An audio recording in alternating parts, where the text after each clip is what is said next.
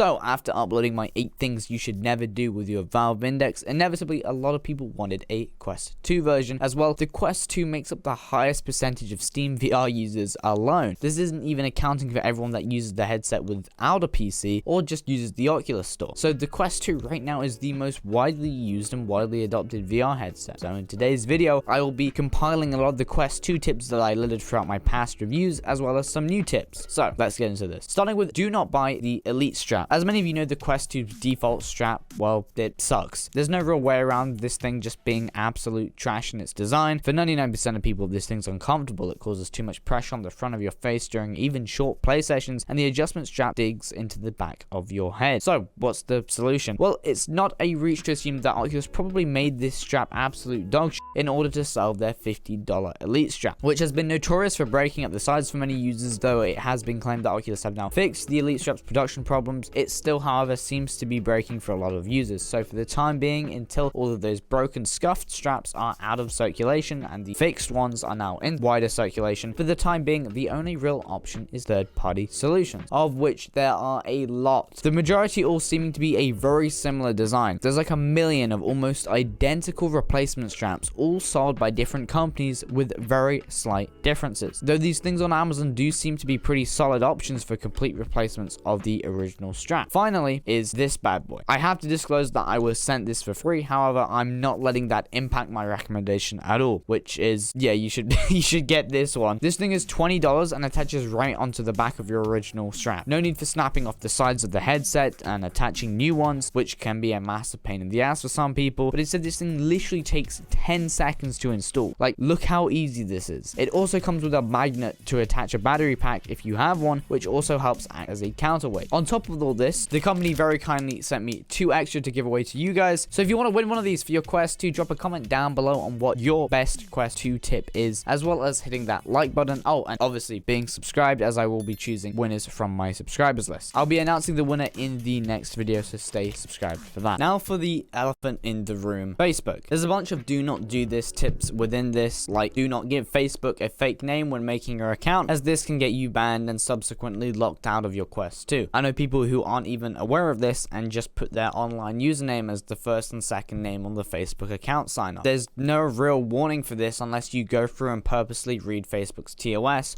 or were previously aware of this being a bannable offense. This can essentially brick your headset. A user even had to send in their real driver's license into Facebook to attempt to regain access to their Quest. Another Facebook related do not do this related tip is do not give Facebook a fake date of birth. This can also get you banned and locked out of your headset. Another do not do this tip is do not be under the age of 13 while using the Quest 2, as this can, yeah, you guessed it, also get you banned. This is quite a rabbit hole. I have an entire video on this if you want to check it out, but for now we're just going to move on to some non-Facebook related tips. Next up is sunlight. Keep this thing out of it. Most people know this by now, but the lenses essentially act as magnifying glasses. When sunlight hits these, it directs light directly into the display, which ends up causing serious damage and can completely write off your headset. By leaving this thing anywhere near the sun can hit the lenses. So wherever you store your headset, make sure that at no point in the day sunlight can ever make direct contact with these lenses. You would be surprised at how many people I've seen forget that the sun moves positions during the day. Maybe in the morning your headset is completely safe, but in the afternoon this thing is getting cooked. So however, you can use the Quest 2 outside, provided again that the lenses aren't in direct contact with sunlight. The external cameras should be totally fine to be exposed against sunlight. However, you may experience poor tracking, so just keep the lenses out of the sunlight. Next up is if you wear glasses, you might not actually need them while using the Quest 2. This goes for most VR headsets, but for a good chunk of glasses users, you might not actually need to use your glasses with your headset. Obviously, this depends on if you're long-sighted or short-sighted or how poor your vision really is, but VR headsets only really create a sense of distance and depth through the use of 3D and the focal length on the lenses. When you look far off into the distance in VR, it is not the same as how you perceive distance in real life. You don't need the same ocular range in VR as you do in the real world. So before you slap this thing on with your glasses, maybe maybe just see if you're able to see clearly without them. That said, if you still require glasses while using the headset, segueing like a champ into my next tip, use the goddamn glasses spacer. I know this one seems obvious, but the amount of people I've seen literally just slap this thing on and tighten it to the max while wearing glasses without the included glasses spacer is absolutely insane and incredibly depressing to watch, only to realize shortly after that they've completely wrecked the lenses after a short VR session. There's a reason why the Quest 2 included a glasses spacer. Don't just throw this thing away at first sight. It clips in the same way the faceplate does, and you should still be able to get the lenses pretty close to your eyes or glasses without sacrificing FOV. And if you don't use glasses and you're wondering when this video is actually going to be helpful to you, again, me with the godlike segues into my next tips. If your lenses keep fogging up or getting dirty and you have no idea why, it could be down to your eyelashes and or eyebrows lightly brushing up against the lenses. To rectify this, use the included glasses spacer. You shouldn't lose any FOV, and it should give you just enough space from your dummy thick eyebrows or eyelashes from smudging up the lenses. I personally have had to do this since day one, as I have quite long eyelashes, and also even without the glasses spacer, my eyeballs were literally touching the lenses at points. Maybe it's down to the shape of my nose or the shape of my face, but I've had to use this glasses spacer since I got this thing, as I really needed that extra distance. Next up is be careful what maps you play in certain games, especially rhythm games such as Beat Saber, as the Quest 2's controllers position the tracking ring on top of the controller instead of below like past generations of Oculus controllers, as the external cameras need to be able to properly see the tracking ring. However, in especially certain Beat Saber maps, you can end up smashing these two rings together pretty badly in certain crisscross sections. There have been a few maps that I've actually had to avoid or at least be very careful on while swinging these things around, as certain patterns have caused me to absolutely knacker these things. Also in games such as Thrill of the Fight, be careful with some of your uppercuts, as the extended length of your,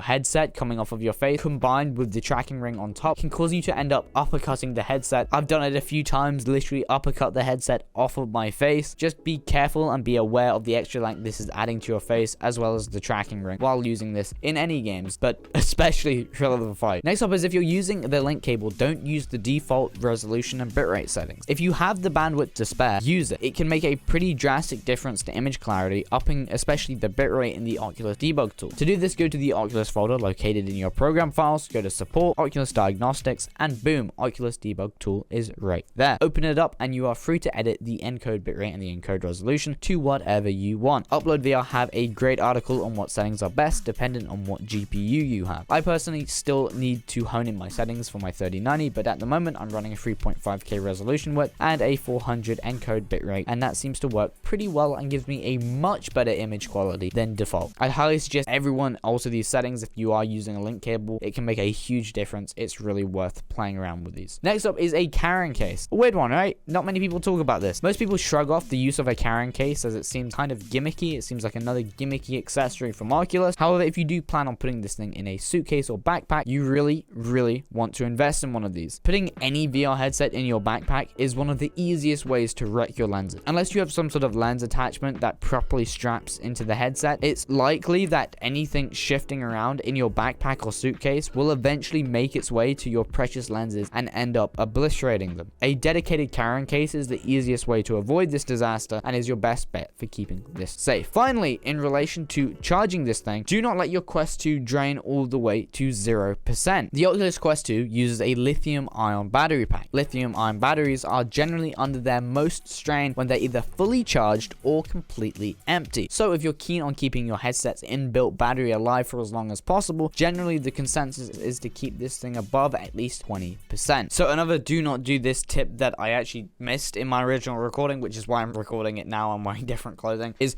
do not use the original face cover that comes with the Quest 2. Get a silicone cover or a VR cover. They have a great offering on their website. Check them out. A lot of people who get a Quest 2 don't realize how bad the initial default face covering is until they've used it for a while. I know a lot of people who've gotten a Quest 2 and have been like, hey, this isn't actually that bad. It takes a while to realize how much this thing begins to feel like sandpaper on your face, causes rashes, and also just absorbs sweat like no other VR cover I've seen. It gets disgusting really fast and can cause some pretty awful blemishes around your face in the long term. I wish Oculus would change this. I'm really sick of VR headset manufacturers using this sweat sponge instead of just giving us something that's wipeable, or at least including an option that's wipeable. I mean, this silicone cover that I bought for like $12, $15 on Amazon, why can't they include something like this, so you're not stuck with using this piece of sandpaper. So just invest in a VR cover or a silicone cover. There's a ton of options on Amazon for really cheap, again like 15 bucks, or go to somewhere like VR Cover and order off their website. They have a good range of VR covers there. Okay, back to the original recording of this video. So if this video was helpful to you or you just enjoyed it, a like would be much appreciated. Maybe a sub if you want more VR content like this. Also check out some of my other videos. I've done a bunch of videos highlighting the Quest 2, pinning it against the Valve Index. That was a fun video. Feel free to check them out. I'll link them at the end of this video. Thanks for hanging around, and if you do want to win these dope head straps, leave a comment down below on your own custom tip for keeping this thing alive. Your best do not do this Quest 2 tip. Feel free to leave that down in the comments down below. Like the video and subscribe, and you will be entered into the giveaway. I'll be picking a winner next video. Thank you for watching, and thank you for getting to this point in the video. I really do appreciate it. You're what keeps the watch time high, so thank you very much. Anyway, I'll see you guys in the next one. Peace. Bye bye. Dude, this head strap is pretty sick. Like, I swear this isn't just because they sent it to me for free. This thing, look how easily this thing like slaps on here. It's super comfortable. Like, it cups the back of my big ass head really nice. Like, look at it's like on there, dude. I can't get this thing off of my head. It's on. It's way better, and I've been able to use this in longer play sessions, and it, you know, keeps that front weight of the headset off of my like eyes, which, you know, hurts a lot after long periods of time. Like this back strap, you know, the default strap. Also, it completely fixes these awful plastic pieces. I don't know why Oculus thought this was a good idea, probably to sell the Elite strap, that they dig into the back of your head like crazy. It hurts so much, it's insane, but this completely fixes it because it's got padding. Amazing. You should enter the giveaway. Anyway, I'm gonna peace out, and I'm gonna get to work on editing this. Bye bye.